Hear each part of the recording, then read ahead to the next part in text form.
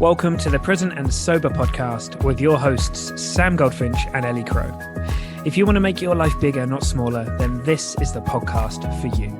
If you can sense that you're destined for more and you're curious about how drinking could be holding you back, listen in and come on this journey with us. Through the interplay of mind and body practices, we will help you elevate your daily life and discover the wonder and potential of going alcohol-free. Let's make life bigger together. Hey, you beautiful humans. Now this is, and anyone else who happens to be listening, if there's any dogs or cats tuning in, hey, how are you? Who knows? Maybe there's a few. I guess there probably are a few. This is our first discussion this week around we're going to have like a series, like exploring self. And today we talk about self-awareness. And it goes a little bit this way and that way. But there's some really interesting stuff in this, so you'll have to stay with us. We're in two parts, so we'll take you up through the first part today, obviously, and then next week we'll release the next part, so you don't have to wait too long. And we're going to explain why we start with self-awareness right from the off with the podcast. So that's it. I'm not going to say anything else. I'm just going to hand you over to me and Ellie. See you there.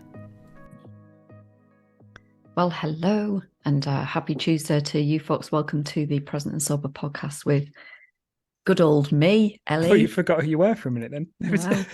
I was trying to think how to cue you up. And good old Mr. Sam. Hello, Mr. Sam. Hello, mate. It's a term of endearment. You know, not old. It hasn't like, it's, you know, old. Oh man, let's not go down this route. You young whippersnapper, you. So are you okay, Mr. Sam? I'm all right. Just getting blinded by the light right now. Blinded by the light. It's a good film. Good. Yeah. I don't know if I've seen that, actually. It's a good film. Yeah, it's about a lad who's obsessed with Bruce Springsteen who grows up in Leeds, I think. It's a Danny Boyle film, isn't it? It's actually quite good. It's pretty surreal. I'm just thinking, do you know what was going through my head was The Streets. That's it. I can't remember what song that lyric's from. Anyway, we digress. Go on. Just before we get going today, there's a couple of things. Oh, yeah. Number one, life-changing, 5 stars. Thank you both so very much. Your perspectives are so life-altering. Your wit and humour bring balance to so many important topics. You have helped me start finding myself again, which is really important for what we're going to talk about today. I'm so thankful my journey has brought your unique approach into my life. I like that. Your unique approach. That was from Curl 2020. Thank you. Awesome. I really enjoyed reading. That lit me up this morning. Yeah, it's great reading your reviews. Yeah, it's cool. So thank you for that. Please do go and leave a review if you'd like yours read out in the same fashion. Yeah. And prizes for getting a cockerel in there. And the other thing, the other PSA before we move on to the meat and potatoes is I am about to launch my last women's small coaching group before I take the summer off with the kiddos. So this is your last chance to grab a seat in one of these small women's coaching groups. So this is for you if you are alcohol-free, you've had a stint of being alcohol-free, you want to stay that way, kind of like how it's going, but you are not sure how you're going to do that alone. So we, in a very small group, 5 to 7 women, navigating all of those firsts alcohol-free in a really supportive and loving environment. And also it's a really great opportunity to dig into the underlying reasons why we drink. And we're going to be moving on to this episode about self in a moment. And so it's firmly in that place that we're doing a lot of work together. And it's lovely. It's just a really nice place to make connection and to get support with the things that are going on in your life that you perhaps haven't got an avenue to talk to other people about elsewhere. So come and join us. Do it. You also have to be 100% sure that you can handle Ellie's jokes. So if you can, how do you know? How do you know? Because you haven't been in my group. Well, either it's super. There must be a joke every now and again. There must be. There's a few about you. I bet there are. Yeah. Right. Come on. Tell our lovely what are we up to? We are following on from our episode that we started last week that was called Why Am I So Fucked Up?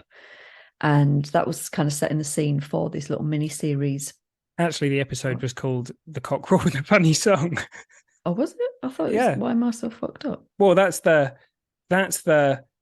You didn't really call a question. podcast episode that, did you? Did you really? Oh, for fuck's sake, Sam. I mean, why?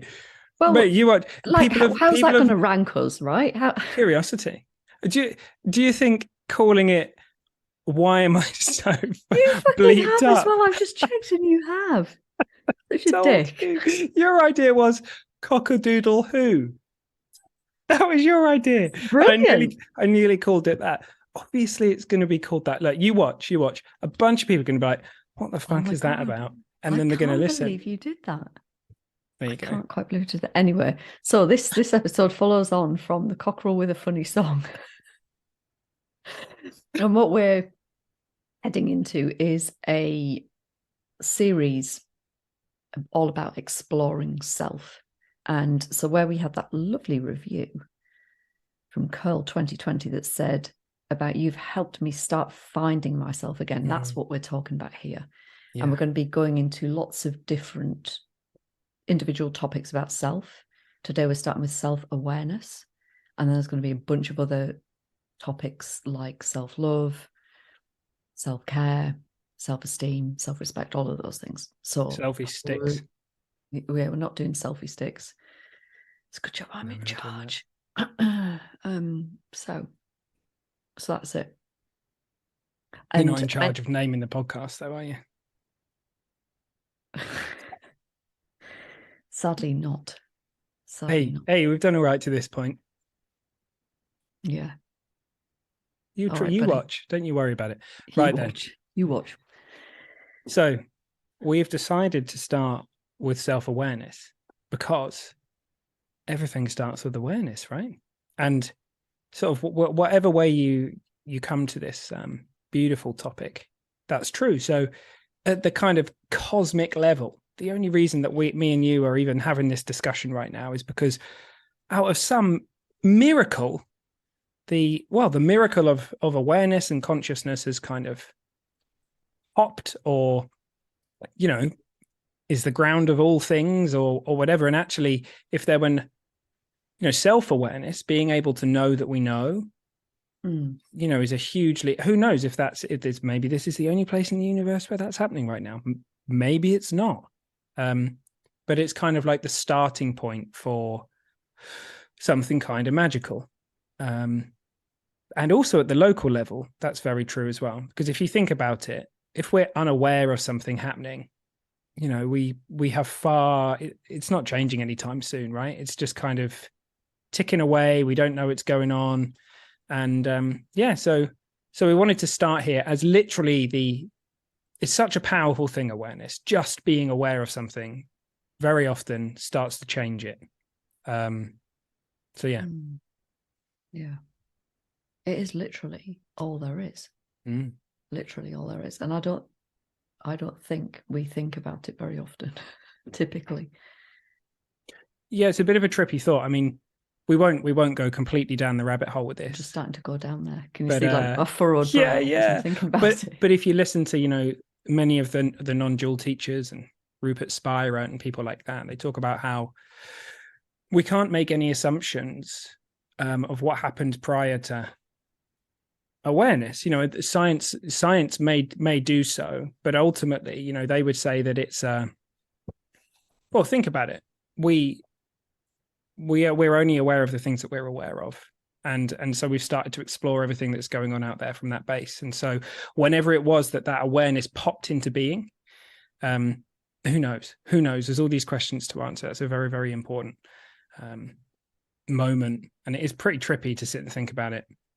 And to think where it goes. For how long? Well, it's one of the ultimate questions in, consciousness, right? Is it local? So is it generated by the brain, or is it this kind of field that's kind of underpinning all things? And we definitely won't go there today, but I'm fascinated by that. I love talking about it. As you know, I'm going to study some shit this year, probably exploring that, because I'm obsessed with it.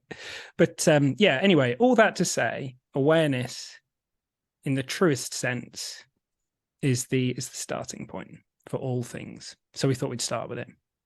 And that, the thing that's making me all quizzical, it is worth not trying to intellectualize that, but to find those moments where you do open up to your own experience of it, and you kind of allow it in, because it's mystical. It's so exciting. You know, we can think in such a limited way. You know, we're so attached to these bodies and the experience that we have in them, and how fascinating to think that it could all be a big dream. Well, and depending on how you think about it, I mean, when you go to bed at night and when you dream, you're in the dream world. Now, that's generated in your consciousness, right? But it looks real as real, feels real as real. And so in the strangest ways, it looks to me, we are kind of the dream of whatever is going on, life, this bigger picture. We're each in our own kind of dream. It's a different way of saying, like, our own reality tunnel, our own way of seeing the world. And yeah. So you're so right, mate, because I think for so many of us, and this, you know, I've been there many times in my life, I'm bored or whatever. And it's like, boredom is kind of melts. It's impossible in the face of when we truly see what's happening, when we truly acknowledge what's happening in the moment. It's incredible what's going on. It's an absolute miracle. We all are. Like it's this mystical. I love that word you used. It's mystical. And I think when we're feeling bored or when we've got a bit lost and all that stuff, it's not a bad thing, but it is symptomatic of us just forgetting this incredible mystery that we're a part of. And so, yeah, as you say, when you get caught in that, actually just caught staring at the moon going, what the fuck? Yeah, well, this is it. So I keep telling people to look up at the sky, and they're like, look at me as if I'm fucking mad. I'm like, no, look up, seriously. I even recorded some content for our stuff with Annie about just look up, was what I was saying. And I'm going to show you. This is fucking awesome. Look at this. People can't see this on an audio medium. This is the really big universe book, which, so hit myself in the side of the head with this. It is literally fucking massive. So I was at the kids had World Book Day and got to go into school in the evening in their pajamas and slippers and have cocoa and listen to stories. And the school were trying to get rid of some books that were this size. That big. That's a really big. I've no idea why they wanted to get rid of them. But it's freaking awesome. And it's an old book, right? But it's, I was going to say, it looks like it's from the 90s. Yeah, it is. It probably is. But it's fucking awesome. And it's really cool. Like, it's got some really cool pictures in it. And this is the kind of book, like, I would have eaten this up as a kid. And sitting with my kids reading it. And I'm trying to, like, explain to them, you know, like, you look up at the sun, and the sun is the nearest star to us. So I don't like kids like that. You know, you see all the stars, right? The sun is the nearest star to us. And then you've got all of those other stars. And all those other stars are a version of the sun in another galaxy with its own solar system. Like, how fucking amazing is that? And they're like, move over Brian Cox. Oh, yeah, not quite Brian Cox. But how cool is this? So in this book, right, it talks about it says, like, so the Milky Way, right, is our galaxy. And within our Milky Way, there's around, and this might be out of date now, so there might be more, 200 billion stars. Yeah, mate. In the Milky Way. Right. And so that's just in our galaxy, right? You've got 200 billion stars that have then got their own solar system and things going on. And then there are 100 billion galaxies that exist. Like, how can you even fucking comprehend that? Well, you can't, I mean, it's mental. You can't. You can't. I mean, there's so many things about, I mean, it's so trippy. You know, we the Big Bang happened. So all this stuff the fact that it happened as fast as it did means that when you're looking out into space at night, because of how slow the speed of light is compared to like size of the universe, etc., you're literally looking back in time. Like you're looking back into, the light from those stars hasn't hit us yet. So what you're seeing is the past. You're looking into, so it's wild. There's so many, all that stuff. I mean, this is why I get so fascinated by, space, consciousness, physics, all that, even the deep sea and all that. So when I was a kid, I was so fascinated by that. And I think we have these kind of like authentic explorations that come from the self, actually. And we'll talk about another thing for the list, creativity and authentic self-desire, authentic desire. But we're so alive with it. We're fascinated by it as children. And then kind of these things start dropping in and programs get downloaded and we get told, oh, that's not practical, and all this kind of shit. And we end up, I don't know, just slowly just kind of forgetting just how lit up we were by all that stuff. But it's absolutely still there. It's still there. Well, it is, because I'm now the owner of the biggest fucking book in the world about the really big universe from the 90s. In fact, I used to love those books. Go on, have a look. Check out when it's. I was born in 1987. Is it older than me? When were you born? 1987. Oh yeah, it's slightly older than you. When was it born? It's 11 years older than you, Mr. Sam. 1999. That's when The Matrix came out. No, you said you were born in 1987. Oh, 1998. Maths with Sam. And you're taking the piss out of me for being Brian Cox. Me, I went one way, one number the wrong way. I have this weird thing. This is true. Me and my mates played this dice game. This podcast has not gone where I thought it would go. We played this. Who'd have thought we had a script? But we throw these dice, and there's a whole thing around it. And so really often this weird thing happens where I look at the numbers on the dice and I declare that it's one off, and I'm not trying to do it. So I'll roll like a 5 and a 2, which is 7, just in case anyone's wondering. And I'll be like, I got 8.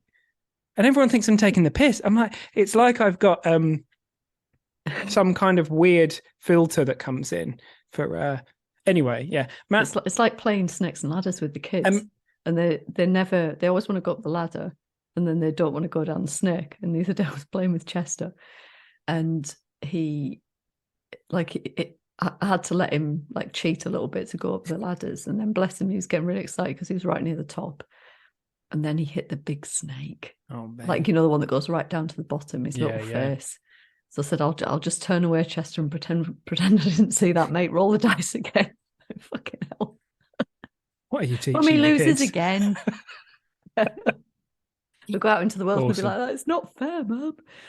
Yeah. Anyway, so we wrote a script. But we did write a script, actually, didn't we? But I mean, that's to be fair, to be aware is amazing, and that's very true. So just the awareness of the fact that you're existing and alive has within it a unbelievable truth and feeling and mystery to it, and be on the lookout for that. There we go. That was a fucking great way to wrap that up, wasn't it? Pulled us back in there. Yeah. See, it's a good job you're not in charge. It's a good job. I've just realised you've got your present and sober T-shirt on as well, so you're definitely in charge. We're gonna watch out. Merch coming your way soon. It is actually. It actually is. Yeah. Maybe we can make a really big book of our quotes. Of like, oh, that's a really good idea. I'm so full of good ideas.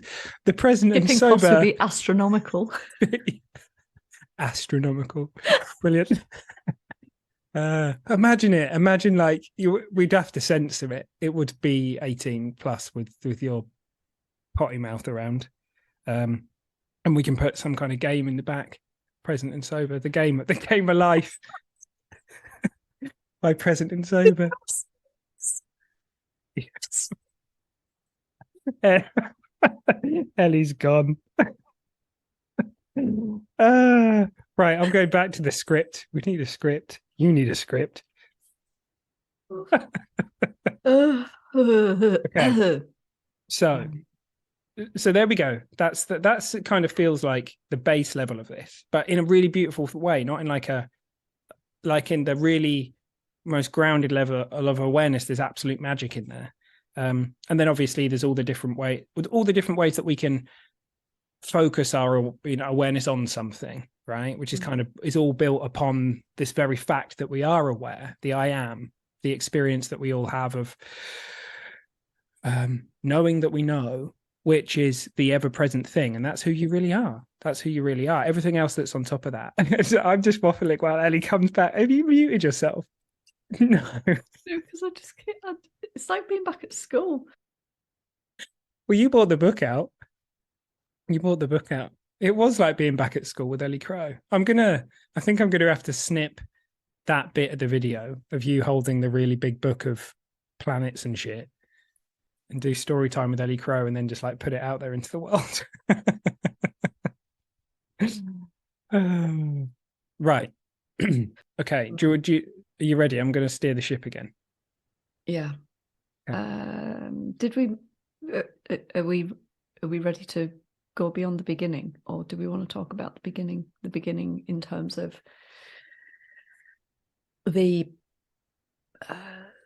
platform for change? And go on. Go. I think we did talk about it a bit, but go on, just wrap it up for us. Wrap the beginning up. We can't change anything we're not aware of. So this initiatory stage, it's really important, and it's the part that is often resisted.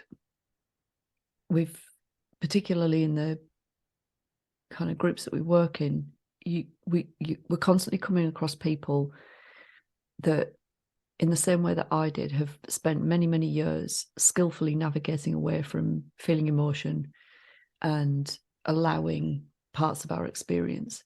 So using alcohol as a means of numbing, escape, running away from. And so it's really quite courageous to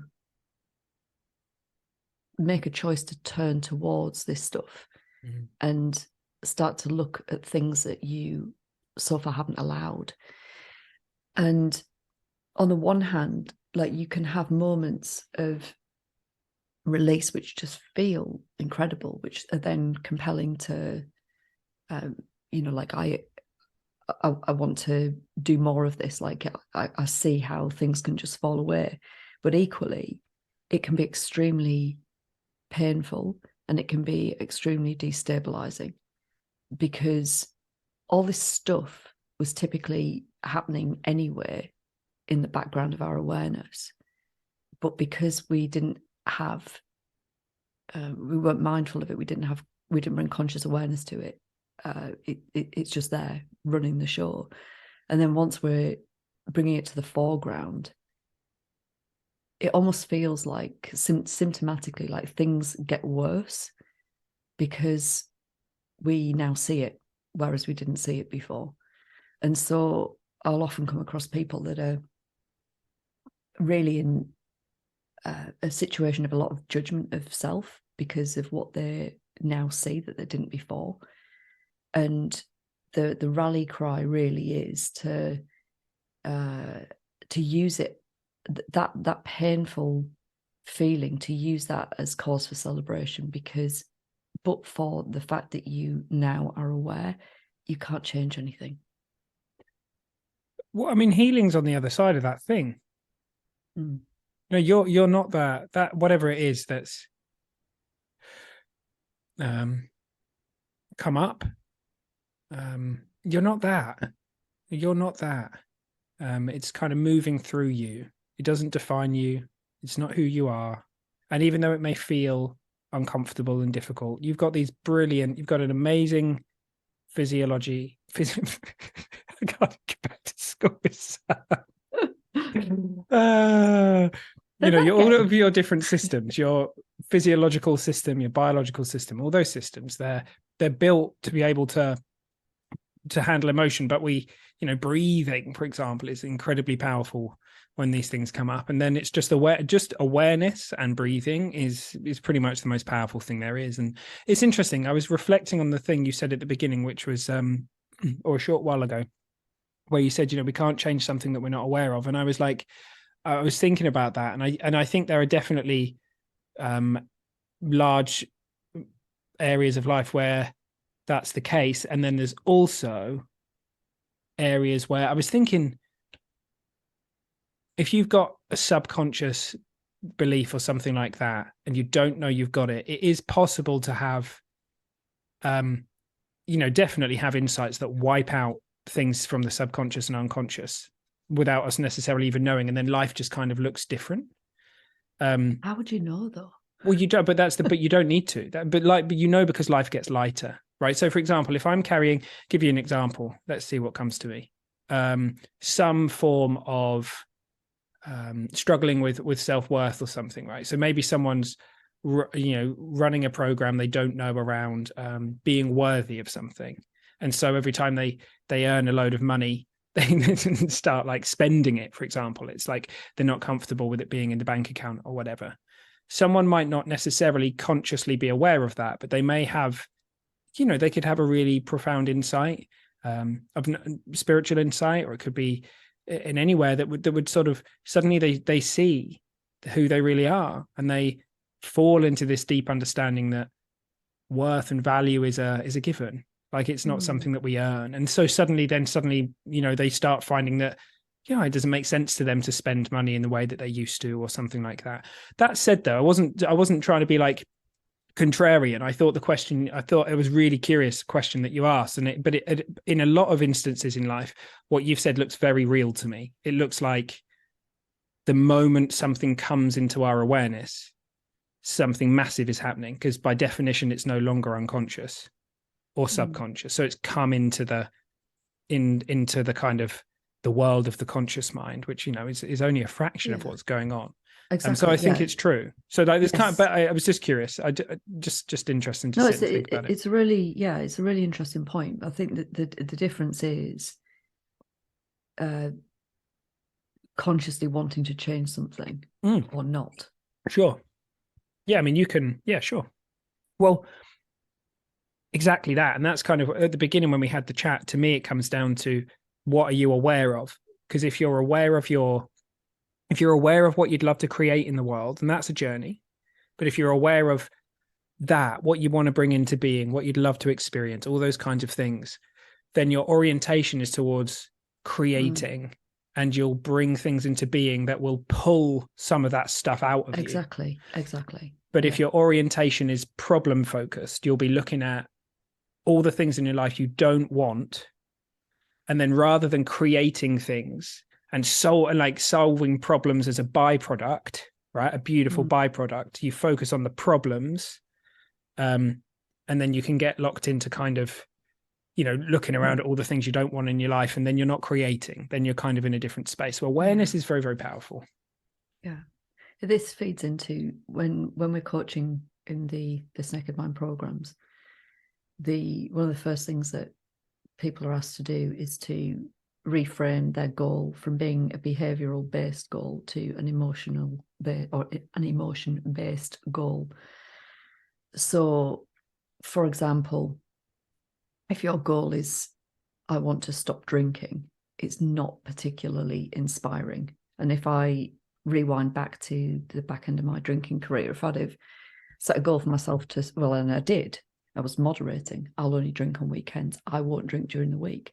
Well, it was just a miserable existence.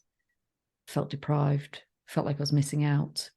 There was little to no motivation around it whatsoever. When I reoriented myself around what I did want, which was peace in my life.